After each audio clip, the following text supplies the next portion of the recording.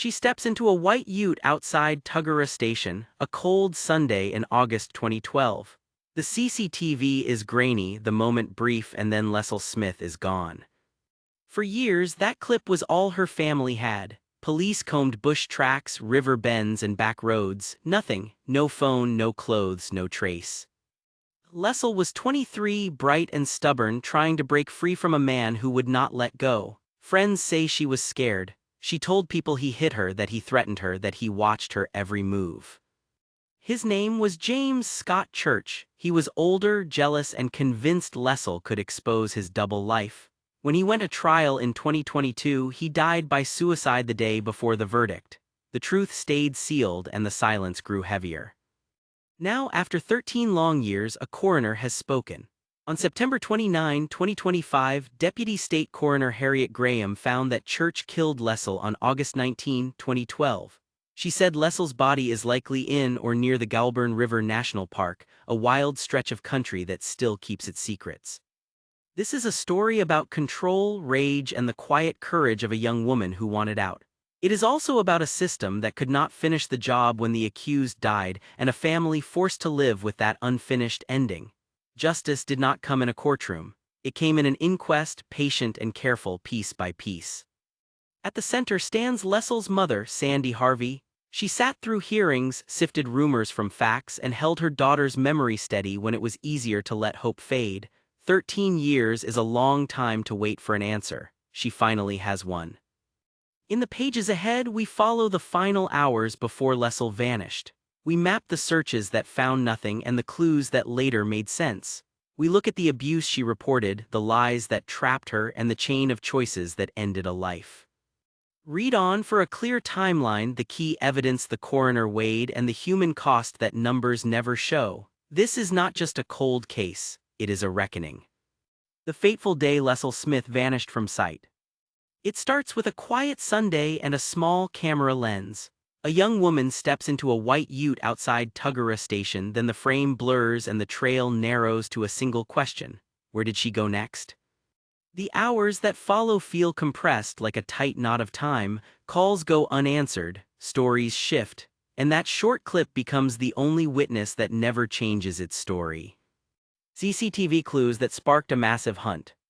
The footage is grainy, but the posture tells its own truth. Leisl looks relaxed as she opens the door and gets into the car. No struggle, no flinch, just a routine move that reads as safe. That calm look turned into the key piece of evidence. If she was at ease, who was she meeting and why did she never come home? Detectives treated the video like a map. They worked the timeline around it minute by minute. Early on, they weighed two paths. Did someone take her by force later that night, or did she run to escape a life that felt unsafe? Both options sat on the whiteboard. Both felt possible until the details refused to fit. Searches followed fast. Police went door to door along quiet rural roads and small towns inland. They knocked on farmhouses, highway motels, and workers' cottages. Officers checked riverbanks, culverts, and scrubby fire trails where a car could turn off and vanish from view. Tip-offs drew them to remote crossings and laybys that locals used as shortcuts. The community did not wait to be asked. Farmers opened gates and walked fence lines. Bushwalkers combed trails and gullies. The state emergency service mustered volunteers who knew every bend in the back roads. Shopkeepers kept flyers by the till. Strangers showed up with thermos coffee and spare torches. In those first weeks, the Central Coast felt small and fierce, like a town guarding one of its own. Three themes held the hunt together. That clip mattered. It was the last solid sighting, so every lead circled back to the ute and who drove it. No trace at all, no phone, no bank activity, no messages. The silence grew heavier with each day. Local muscle, the search widened because people refused to stand back. Boots on the ground gave the case momentum. Police kept both theories alive until the evidence hardened. The longer the searches came up empty, the less a runaway story made sense. The video, meant to reassure, started to feel like a trap closing. Early signs of trouble in Leisl's life. In the weeks before she vanished, Leisl told people she was scared. She said James Scott Church hit her. She said he threatened her. She said he watched her movements and did not like it when she pulled away. Those words were not whispers. Friends heard them. Family heard them. She also believed she could be pregnant, which raised the stakes for a man trying to hide parts of his life. The mix was volatile. control, jealousy, and the fear of exposure tightened around her. She warned that he could harm her. It was not a vague worry, it came from prior threats. She reported violence and kept trying to step back, only to find him still there, asking where she was, who she was with, what she would say. These early signs did two things for the investigators. They reframed risk. The idea of a runaway lost ground. Risk of harm moved to the front. They set motive. A history of abuse plus fear of a secret getting out gave weight to the timeline that ended that Sunday night. By the time the clip from Tuggerah became the cornerstone of the case, the story of her final days had a shape. A young woman trying to leave, a man who would not let go, and a last ride that looked harmless until you learned what came before. Uncovering the dark side of James Scott Church. Behind the grainy clip at Tuggerah Station sat a long buildup of fear. Friends heard it in Leisl's voice. Police later mapped it across calls, messages, and statements. What looked like a routine pickup was the last move in a pattern that insiders say had been tightening for months. Control came first, then rage, then the silence that followed. A pattern of control and violence. Church did not just argue, he dominated. He kept score. He checked in too often, then showed up without warning. Witnesses told police that he tracked where Leisl went, who she met, and what she might say about him. According to reporting from ABC, the Sydney Morning Herald, and 9 News, women in his life had described him as violent. That shaped how detectives saw his behavior with Leisl. Leisl spoke about it before she disappeared. She told people he hit her and threatened her. She was not vague. She said he would kill her if she talked. Those words were repeated by friends and family, then recorded by investigators. They were not stray comments in a fight. They were warnings that matched what others had seen. Here is how that pattern showed up. According to police findings and witness statements reported by mainstream outlets. Jealous surveillance. He wanted to know where she was at all times, and he pushed for access to her movements and plans. Isolation and pressure. He cut into her time with friends and tried to control who she spoke to. Physical abuse. She told people he had hit her. Those accounts were consistent across multiple witnesses. Explicit death threats. She reported threats to kill her if she exposed him or refused to comply. Image management. He hid parts of his life from others, and he warned her to keep quiet to protect him. Leisl tried to set small boundaries. She pulled back, then he pulled her closer. She told people she was scared, but she also believed she could handle him if she kept calm. Trauma often works that way. It chips away at judgment, then convinces you that staying quiet is safer. The coroner later weighed these facts as part of a wider mosaic: the testimony from friends, the history of violence, and a man whose control was slipping. The picture that emerged was not sudden or chaotic. It was a steady line of coercion that primed the final act. The breaking point that led to tragedy. The days before August 19 had a flashpoint. Leisl believed she was pregnant, and Church feared exposure. Reports from the inquest and earlier court evidence describe his panic about his other relationship and the risk that his ongoing sexual relationship with Leisl would come out. That mix turned volatile. Secrets became orders, requests became demands. In that tight window, the arguments grew sharper. He told her to keep quiet. He wanted the pregnancy kept secret, and he wanted control over what she said to anyone who asked. According to witnesses, he also pushed to manage where and how they met, and he used the pretense of care to keep her within reach. Leisl tried to break free. She confided in friends. She explored a way out. She met him anyway, likely to settle things or to keep the peace for long enough to make a clean exit. That is a common pivot point for victims. Leaving is not a single step. It is a series of small moves that feel safe until they are not. On August 19, the last sighting showed her getting into a white ute without fear. It looked ordinary, which made it more chilling later. No struggle, no raised voice, no sign of what was about to happen. The coroner's findings would later place the final violence in a remote area with secrecy as the motive and control as the method. The setting mattered: open bush, few witnesses, space to vanish a person without leaving a trace. Why do these details matter now? Because they match the arc that specialists know too well. Escalation after resistance. When control slips, violence often rises fast. Secrecy tied to motive, protecting another relationship and a public image, gave him a reason to silence her. A false calm before harm. Many victims enter the last meeting believing they can end it safely.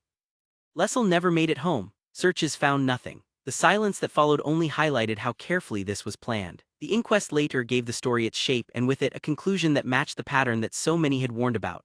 Control turned to violence, then to a disappearance that felt almost surgical. It reads like a crime story, but it started as a young woman who wanted her life back. The long road of investigation and a shocking twist. Years passed and the file grew heavy. Detectives kept returning to the same core facts, adding weight with every new lead. The case did not move in a straight line. It crawled, then surged, then stalled again. What came next stunned everyone watching. Charges filed, but justice slips away.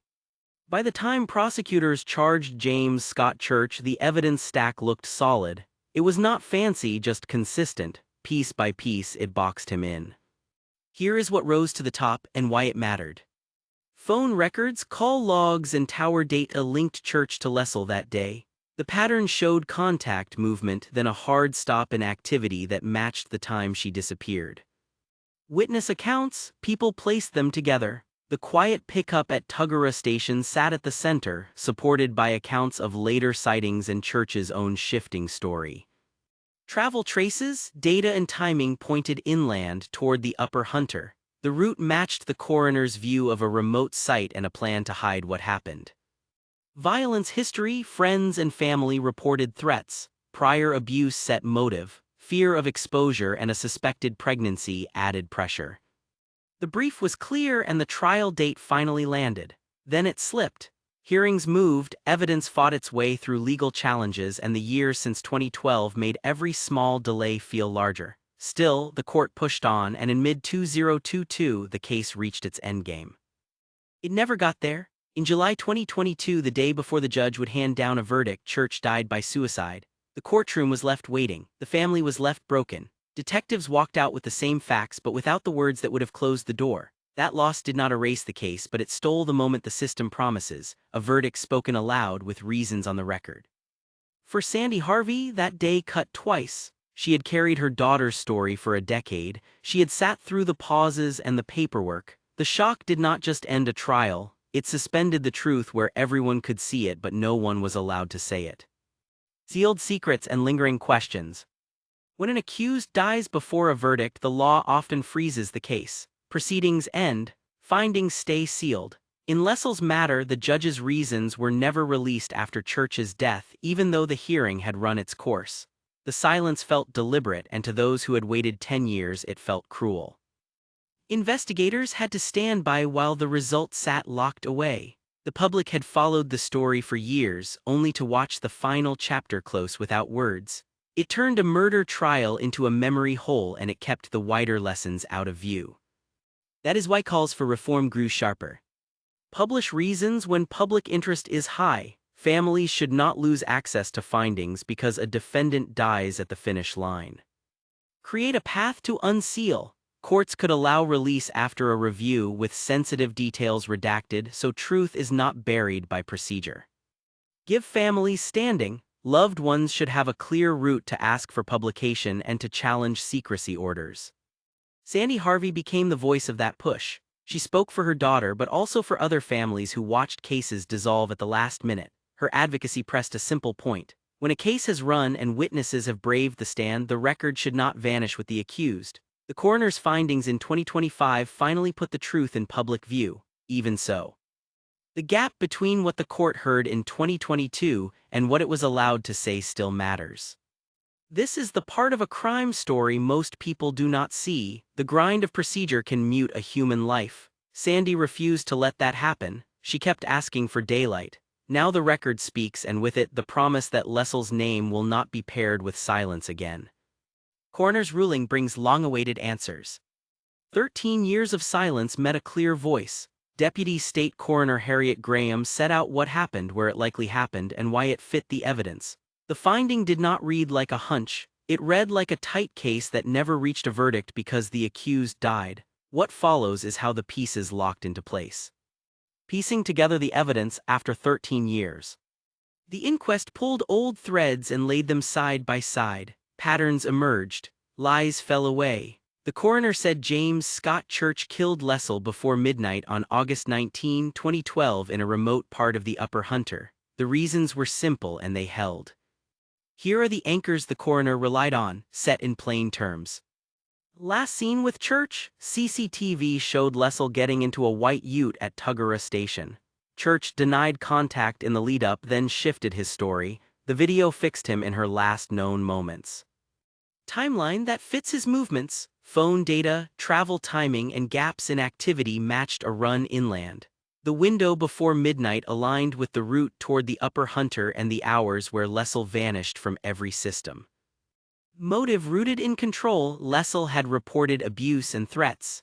Church feared exposure of his ongoing sexual relationship with her and the fallout for his other relationship. He also believed she might be pregnant. Pressure built, then broke. Statements viewed as admissions, friends and associates reported remarks by Church that raised alarms about his role. His later contradictions added weight to those accounts. No credible alternative, Leisl did not use her phone or bank accounts again. She had made plans and confided fears. There was no sign of voluntary disappearance. Forensic hints were quiet but steady. Tower hits, vehicle timing, and the abrupt end of Leisl's digital trail formed a clean line. The lack of blood or a body did not erase that line. It explained the choice of location. The standard in a coronial court is not beyond reasonable doubt. It is whether the evidence supports a clear finding about cause and circumstances. Here it did. A documented pattern of violence, a defined motive, a locked-in timeline, and a last sighting with Church pointed one way. The coroner followed the weight of the proof. Where Leisl's remains might rest. The likely resting place sits in country that swallows secrets. The Goulburn River National Park and its surrounds roll through sandstone ridges, river flats, and thick scrub. Fire trails cut in and out. Creek beds twist into narrow gullies. In winter the wind cuts hard. In summer the heat lifts off the rock and makes the air ripple. Why there? Church's movements and the timing point inland toward the Upper Hunter.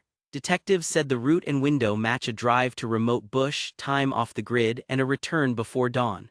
The coroner said there is a high chance Leisl's remains are in the park or close to it. It is the kind of place a person can hide a crime and never be seen. Search teams know what they face.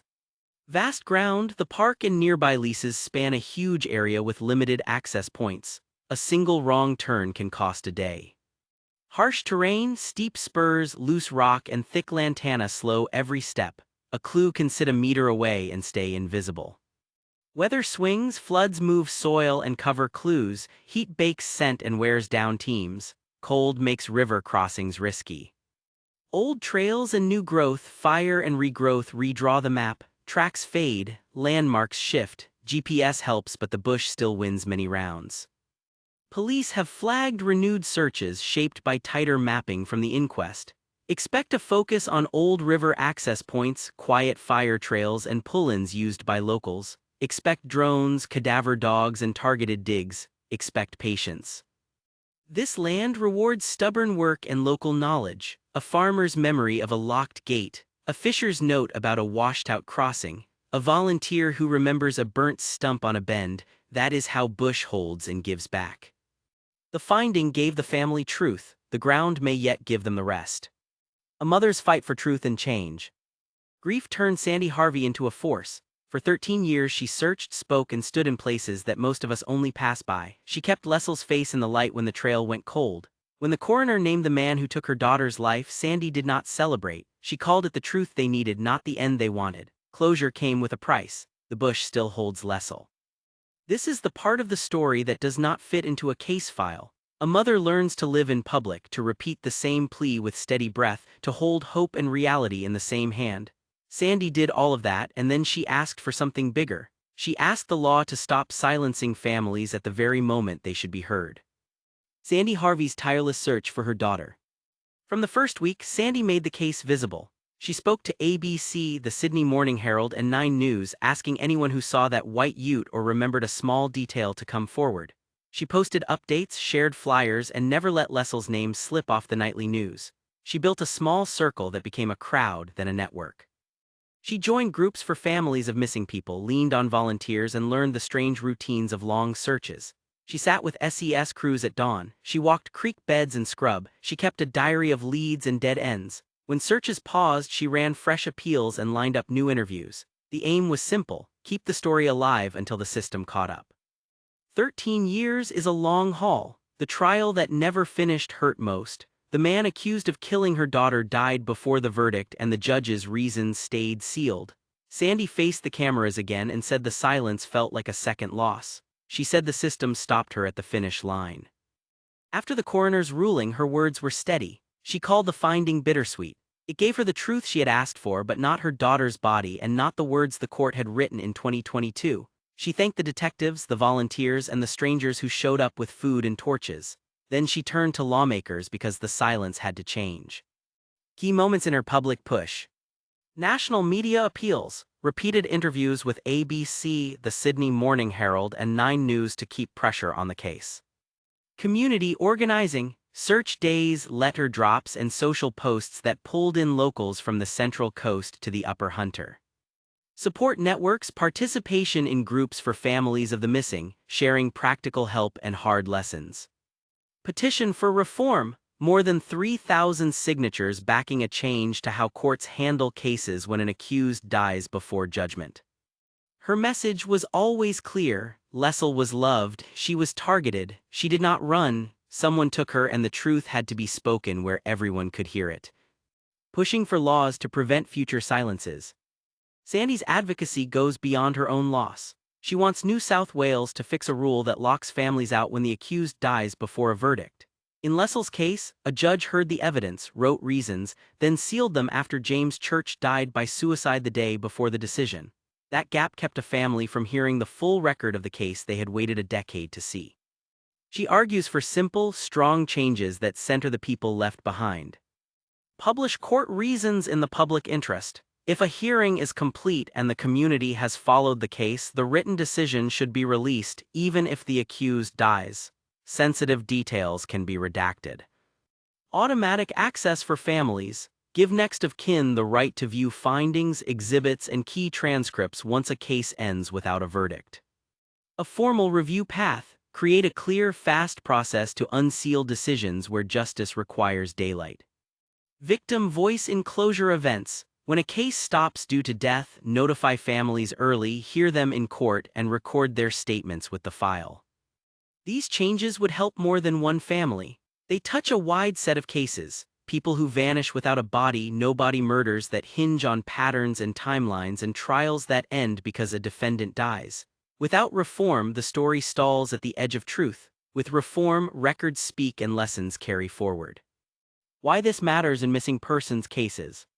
Truth guides searches, published reasons can narrow search zones and sharpen fresh field work. Patterns deter repeat harm. Public findings show how control, threats, and isolation lead to deadly outcomes.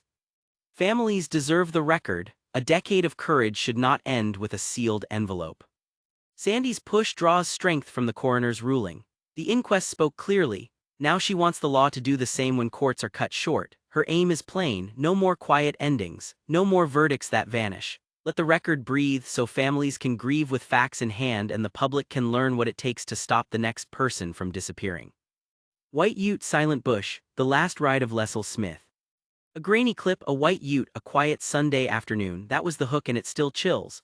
The coroner's ruling does what the trial could not. It states the truth, names the harm, and points to the bush that keeps its secrets. Control had a face. Violence had a pattern. The system stalled when the accused died, then found its voice in an inquest that finally said what the evidence had long shown. This story warns us about the danger that hides behind charm and routine. It shows how abuse tightens by inches then snaps. It also lays bare a gap in justice where a sealed decision can mute a decade of courage. Through it all, a mother stood firm. Sandy Harvey carried her daughter's name through empty paddocks, court delays, and long nights when hope felt thin. Her fight turned grief into action and action into change. Let this not fade with the news cycle. Support services that protect people at risk of domestic and family violence.